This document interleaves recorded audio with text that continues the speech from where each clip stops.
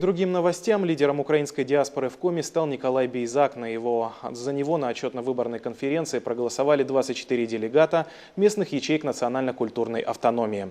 Для самой автономии, которая в Коми сегодня самая многочисленная и почти во всех муниципальных образованиях имеет свои отделения, этот год юбилейный. 25 лет назад она собрала под одно крыло всех украинцев, проживающих в республике. С тех пор они живут одной большой дружной семьей, стараются сохранить и развивать украинскую культуру, язык и традиции. Елена Кононова увидела все своими глазами. Шестой съезд в связи с трагическими событиями в Воркуте украинская диаспора начала не с привычных национальных песен и плясок, а с минуты молчания. Вся яркая самобытная культура отразилась только в отчетах, презентациях делегатов. На этих слайдах, вышиванках и венках украинское землячество Вуктыла. Одно из самых молодых и активных. Без них не обходится ни одно праздничное действо города. Председатель Людмила Роман приехала сюда из Севастополя почти 40 лет назад. Планировала на пару лет, да так и осталось, говорит, из-за прекрасных людей и первозданной природы. Пусть мы там в глухомане. У нас с одной стороны одна река, с другой стороны другая. Лес в конце каждой улицы. У нас горы из окна видны.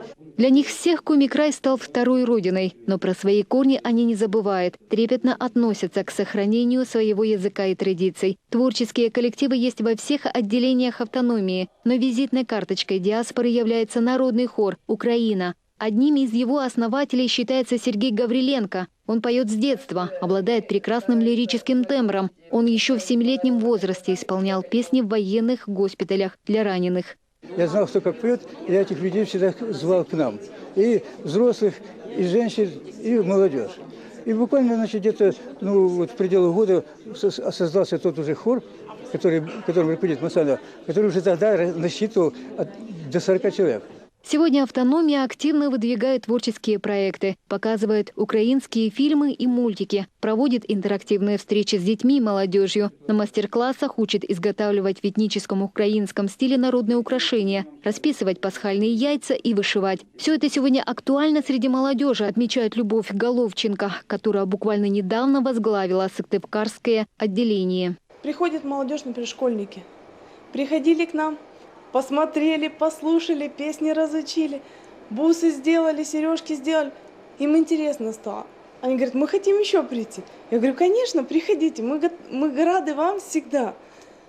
Пошли мы, например, с этнокультурными молодежными отрядами в СТЭК. Провели там мероприятие. Молодежь говорит, а мы хотим, говорит, к вам.